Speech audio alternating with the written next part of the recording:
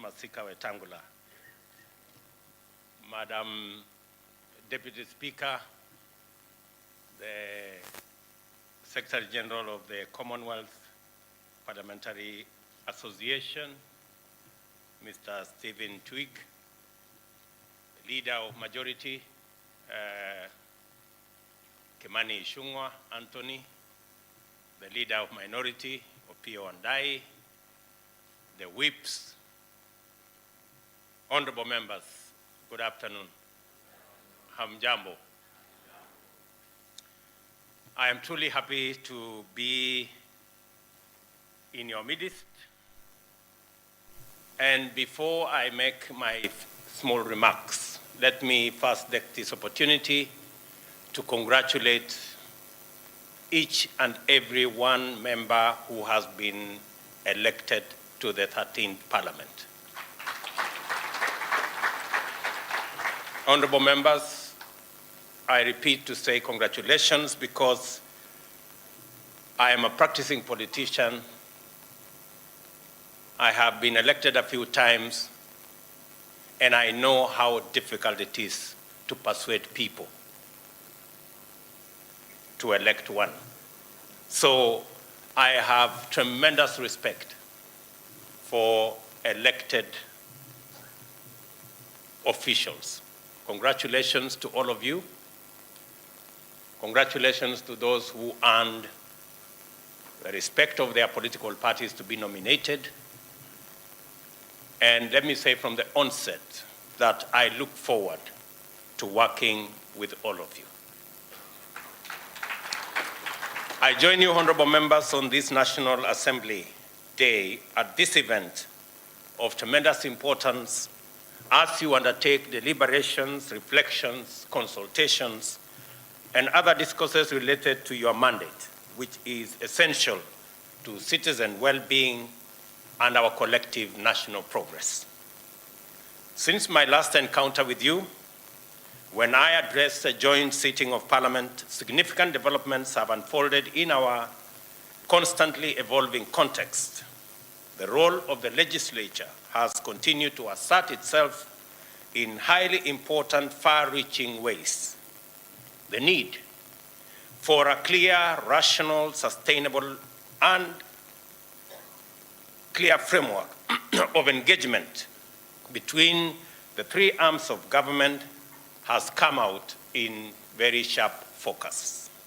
The National Assembly has, over the brief period, considered and passed legislative items that are critical for the nation, robustly vetted and approved various appointments of state officers, including cabinet secretaries, principal secretaries, and the Inspector General of the Police Service.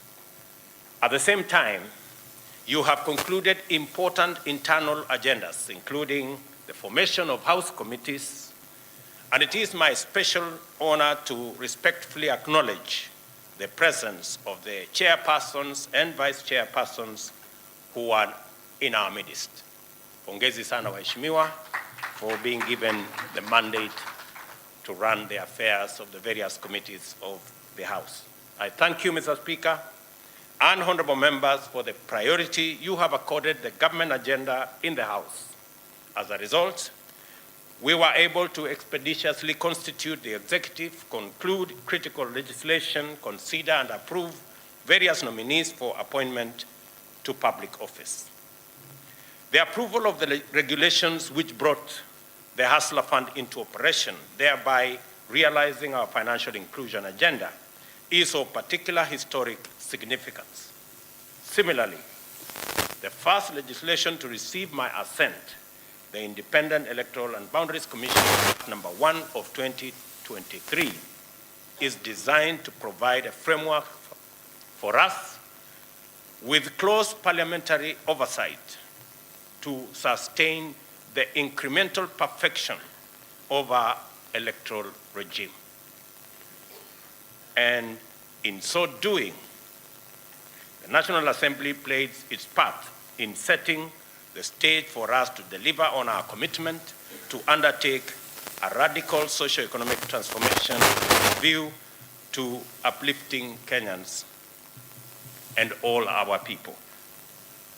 I am therefore immensely privileged to have this singular opportunity to convey my gratitude to you in person and let you know that I do not take your consideration for agenda of the Kenya government for granted. Thank you very much. It is by working together in this spirit that we, as leaders, affirm the hope that Kenya's bright future can be guaranteed through dedicated service of our shared commitment. Mr. Speaker, I recently conveyed a list of additional names of persons whose suitability the House shall consider once it resumes. I request honorable members to perform their duty expeditiously to enable successful nominees assume their roles without delay. This is essential for our good governance. As set out in my address at the joint sitting of the House and reiterated in my memorandum to the Speaker, we see transparency and accountability as vital components of good governance, effective delivery, and the legitimacy of the executive. For this reason, the government is committed to the radical enhancement of its accountability to the people of Kenya through their democratically elected representatives in Parliament. In keeping with this commitment to enhancing government accountability, I have formally requested Parliament to formulate within its procedures a mechanism for cabinet secretaries to appear before the House and give account to the people's representatives. I am steadfast in the conviction that articulating government policy and answering questions from the floor of the House is fundamental to the transparency and accountability of government. Properly effected, this framework will enhance parliamentary effectiveness by providing an optimal convergence of oversight and representation. It is important to emphasize, which I do, that the measure I request does not require any amendment to the Constitution and does, on the contrary, fulfill the threshold of accountability mandated by the Constitution. I therefore respectfully reiterate my request to Parliament and urge honourable members to move with speed in effecting the appropriate amendment of the standing orders once the House resumes, so that Article 1534B, that states that Cabinet Secretaries shall provide Parliament with full and regular reports concerning matters under their control, is actually effected. And with a lot of respect, let me make this argument. I was privileged to be part of the constitution-making process. And we had an opportunity to decide whether this country would go parliamentary or presidential. The people of Kenya decided unanimously that they wanted to elect their president. So we have crossed the Rubicon on matters parliamentary or presidential. We've crossed that Rubicon. What we need to do is to refine the system of government that the people of Kenya decided, the presidential system, to refine it so that it is much more accountable. When I sent the request to Parliament for you, members, honorable members, to consider cabinet secretaries answering questions directly to members of Parliament, it was not an issue of trying to renegotiate the Constitution. It is an issue of accountability. I am a very strong believer that a government is as good as the accountability mechanism that has been put in place. All I am asking, honorable members, is for you to better, much more effectively, much more efficiently, to be able to discharge your responsibility of oversight over government. Ordinarily, an administration would be running away from that act.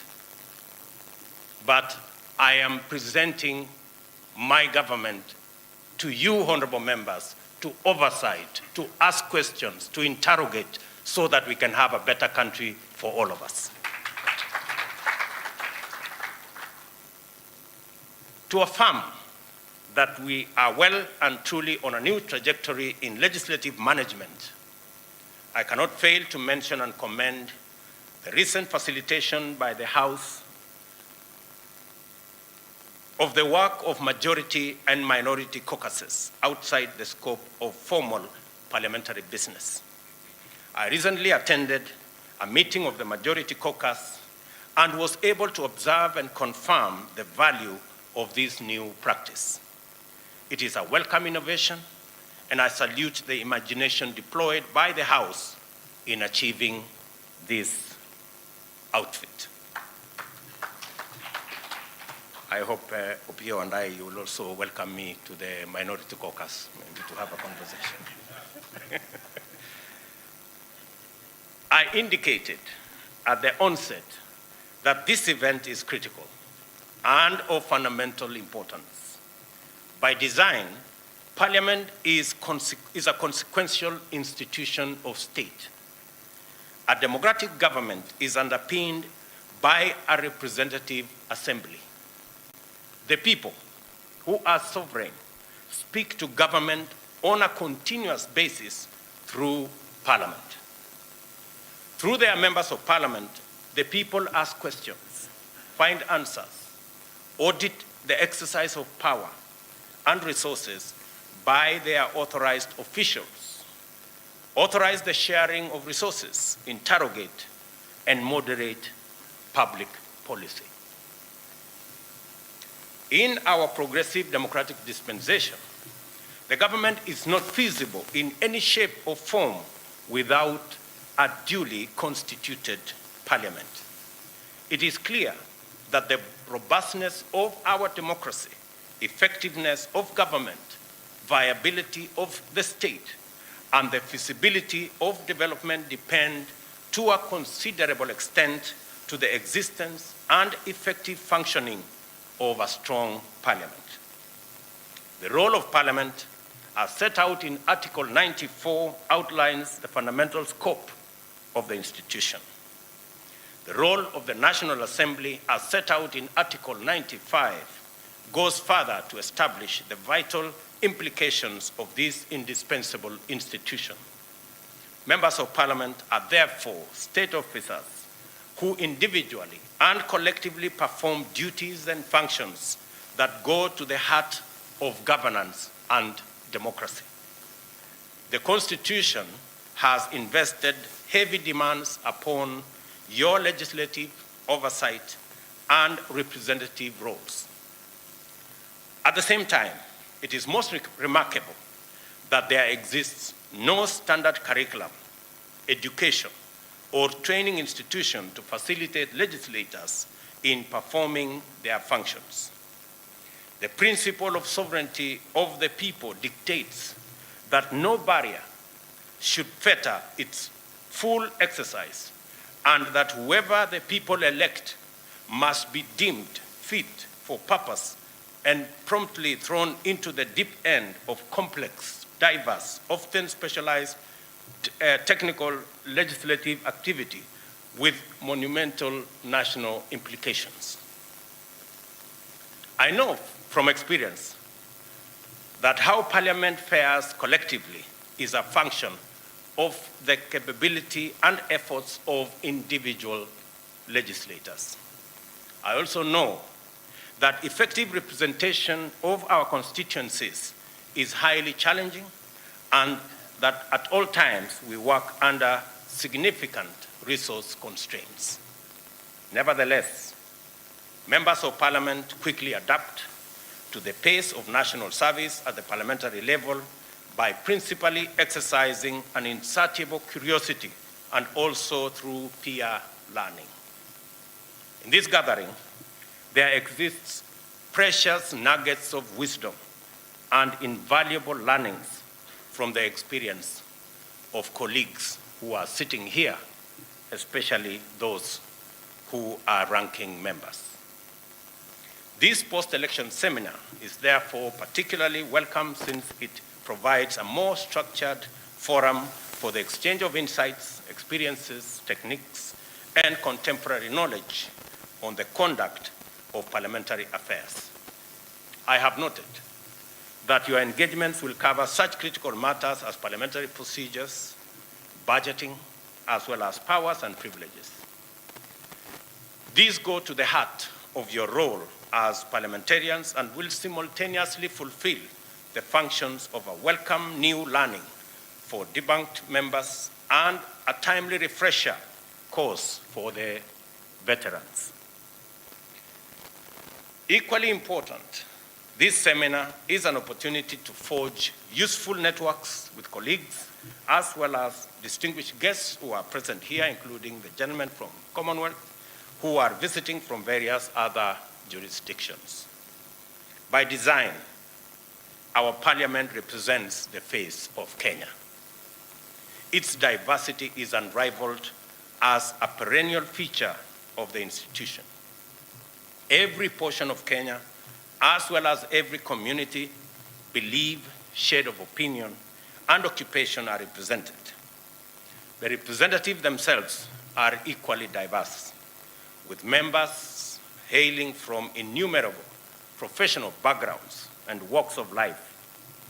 Among our members of parliament are lawyers, doctors, engineers, including Sudi, hospitality professionals, teachers, former military and police personnel, administrators, trade unionists, and businessmen in various networks and sectors. Yeah, somebody introduced to me Sudi as Engineer Sudi, so I was just... I celebrate this diversity and encourage you as leaders to embrace it as a platform to champion a Kenya that is strong and united, yet proudly diverse and inclusive. We must be more intentional in order to make this tremendous endowment count for the betterment of our nation. I am further encouraged to witness the fact that your appetite for diversity is not restricted to our local situation.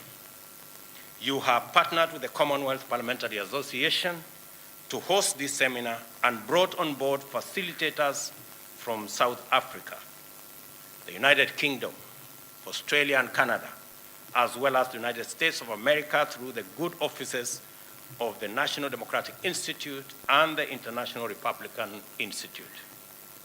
The objectives of this seminar are aligned with long-standing collaboration between Kenya and the Commonwealth Parliamentary Association, as well as the agenda for the development of parliamentary democracy that we share throughout the Commonwealth family. Mr. Speaker, one outcome I look forward to with great anticipation is the emergence of a robust ethos of strong individual and collective parliamentary performance is cognizant that Parliament, the national executive, and the judiciary are ultimately arms of one government. Let me repeat that. One outcome that I look forward to with great anticipation is the emergence of a robust ethos of strong individual and collective parliamentary performance that is cognizant that Parliament, the national executive, and the judiciary are ultimately arms of one government. It is essential that we make significant progress in building a constructive synergy among the arms of government, which scrupulously observes constitutional boundaries, checks, and balances. At the same time, we must be capable of coordinating effectively towards the realization of our shared aspiration, the well-being of every citizen and their socio-economic uplift through a radical transformation governance and in our economy. In order to achieve effective synergy between the arms of government, I have assigned the Prime Cabinet Secretary, the Honorable Musalia Mudavadi, the role of coordinating and liaising with Parliament on the legislative agenda of government. And I have done so realizing the importance of there being a firm, definite link between the executive and Parliament that facilitates the work of Parliament, especially on requests from the executive. I have also assigned the Honorable Attorney General, Honorable Justin Muturi, the counterpart liaison role with the judiciary. I hope, dear honorable members, that you see, as I do, a collaborative framework along these lines is a viable means of deploying our leadership capabilities to address the issues that matter to Kenyans. It is in this spirit of effective coordination and constructive synergy that I wish to address the matter of dispute management. We are a proudly diverse but inclusive democracy. Parliament represents every shade of opinion in Kenya. Differences, disagreements, and divergent standpoints are inevitable. Something would be terribly wrong if we agreed all the time on everything. How we handle disagreement goes a long way to demonstrate our grasp of the parliamentary mandate. The name parliament originates from an old French word for speaking.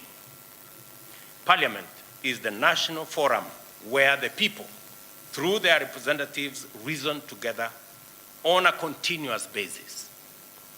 Speaking with each other is the essence of the institution. Through debate, consultation, and negotiation over every matter until an acceptable position is reached. Parliament is not a place for picketing or heckling or holding demonstrations or holding other institutions at ransom. I must respectfully observe that the emerging practice of litigating disagreements through the courts not only contradicts the essential purpose of parliamentary institutions, it demonstrates the failure of Parliament at the level of institution and at the member level.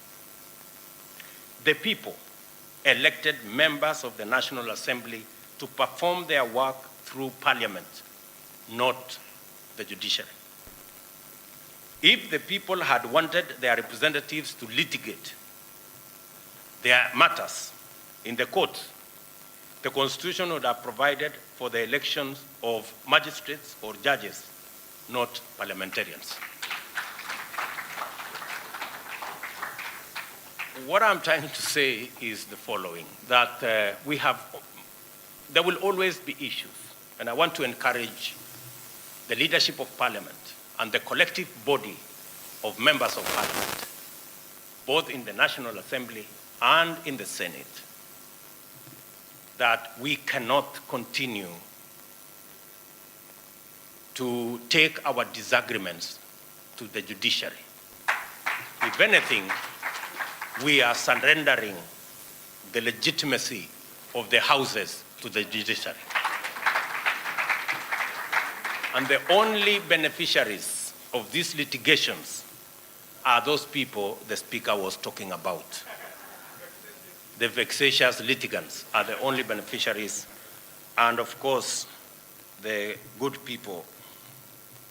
I do not want to run into trouble with lawyers, but they are the only other beneficiaries of those litigations. So I really encourage Parliament, if Parliament actually has the power to constitute itself into a court, how does one court take another court to court?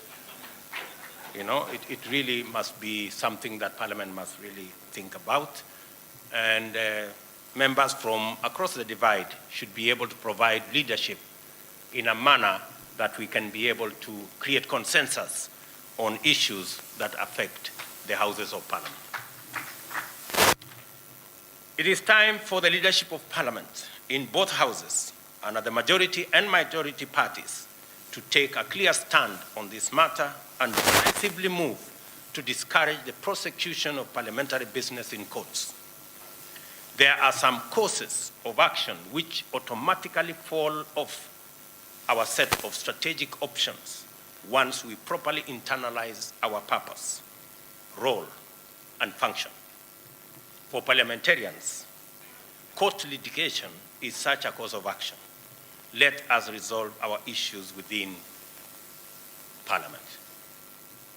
As earlier observed, the National Assembly is essential to the proper functioning of government and the achievement of development aspirations.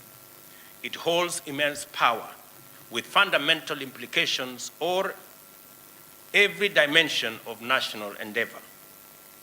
This power, however, must be exercised with prudence, restraint, and a strong sense of sustainability, especially as pertains as budgeting. I agree entirely that we must cut the cloth that fits us.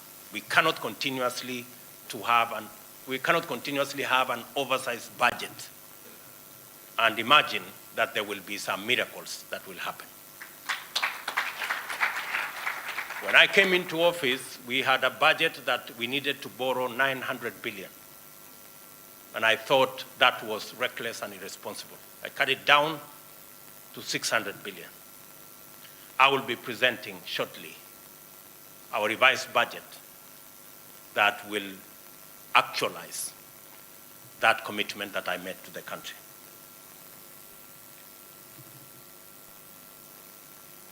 The context of national budgetary decision-making, balancing limited resources against the demanding needs for equitable allocation and avoidable obligations, makes hard and unpopular decisions inevitable. The scope of our budgetary ambitions is firmly dictated by our ability to finance it through available revenue-raising measures. Service delivery depends on appropriation of available resources, and it is quite clear that not every item we deem urgent and necessary will be financed. And when I say available revenue-raising measures, I mean that each and every one of us, once we agree on a tax regime, each and every one of us must pay their part of taxes. We cannot continue to operate in a space where those in power exempt themselves from paying taxes using all manner of instruments, while those who do not have as much power pay tax. All I am saying is that the good people who are used to exempting themselves from paying tax, their day is up. Every citizen must pay tax. That's all I am saying. And it doesn't matter. Even if they sponsor demonstrations so that they don't pay tax, I want to promise them they will pay tax. There's no more exemption. This country is not the animal farm, where some are more equal than others. We are going to have a society where every citizen carries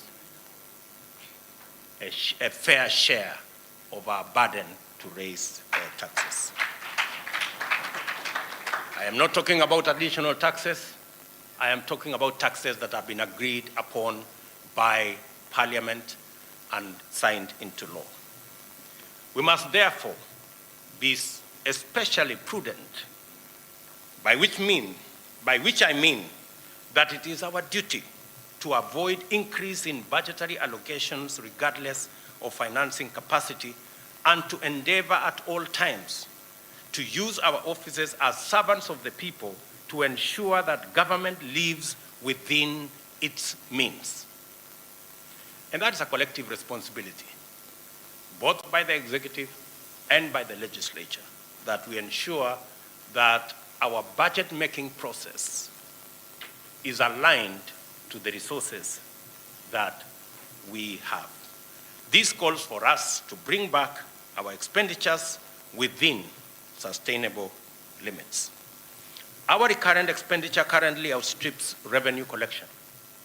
You will recall that in our last interaction, I directed the National Treasury to reduce budgetary allocation, as I said, in this year's budget by about 300 billion. The reductions are going to be included in the supplementary budget for your consideration once the House resumes, and I am counting on your understanding and leadership to minimize non-essential expenditure.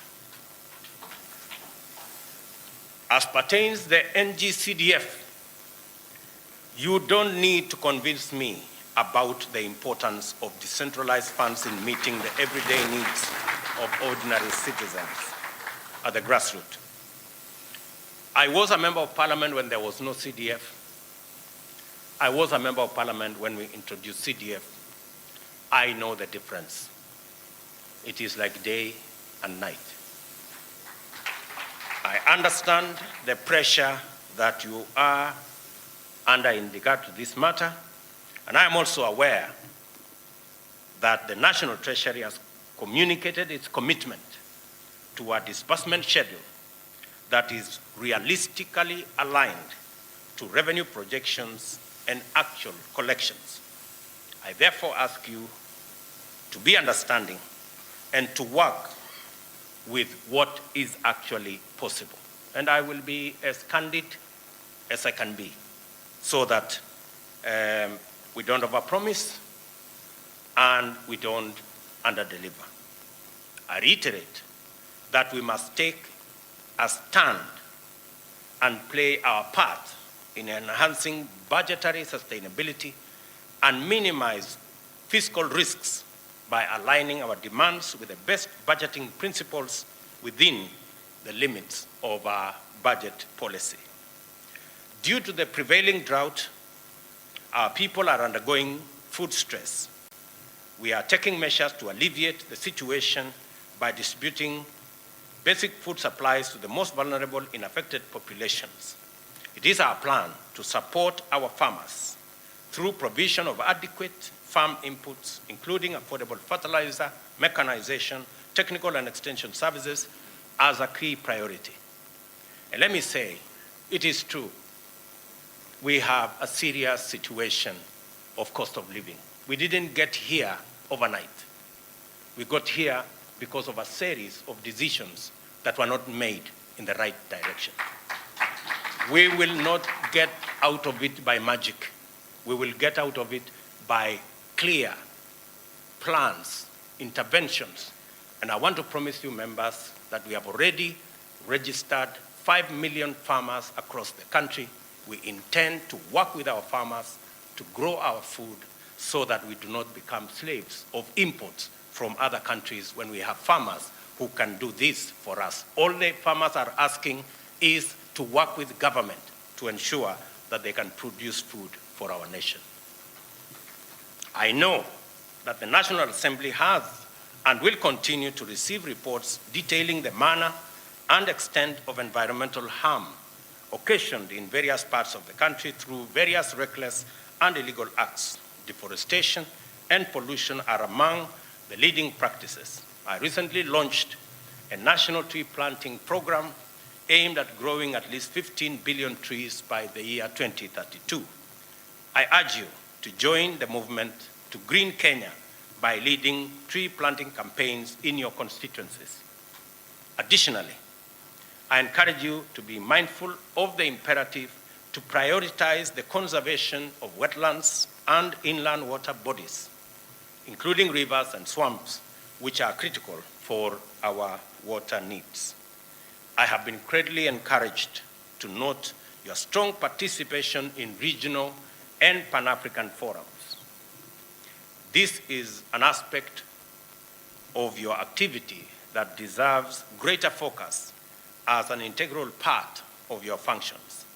The starting point is to arrive at an understanding and articulation of the East African community and other regional frameworks as platforms for us to enrich our sovereignty by projecting our national values and embracing our brothers and sisters throughout our region and continent into networks of collaboration and cooperation for mutual benefit. It is your various interparliamentary encounters, therefore, that will make our values visible as an integral part of our national brand and extend our networks of solidarity and goodwill across our region. As I conclude, I wish to reiterate the Government of Kenya's commitment to sustain a high level of effective, impactful, and transformational engagement with Parliament, since this is key to the achievement of our vision for Kenya. To underscore the seriousness of this commitment, I have designated a Principal Secretary solely responsible for parliamentary affairs under the Prime Cabinet Secretary, a liaison and coordination function. And I'm sure the Honorable Musalia Mudavadi will be speaking to you later. I intend to honor your invitation to forums like this in furtherance of our intention to enhance synergy among arms of government in order to deliver a more and a better Kenya within a short time. And let me commit to this August gathering that we will continue to explore avenues of building synergy between what you do and what the executive is doing, and I have no intention whatsoever to compromise the oversight role or the independence of Parliament. Parliament must always defend its independence and must always act independently as is required by the Constitution, as we do in the executive and as we do and as the judiciary does, all understanding that we serve the same people, but we have to do so from different platforms. It is now my pleasant duty, honorable members, to declare this seminar officially open. I wish you very fruitful deliberations. May the good Lord bless you. Asanteni sana.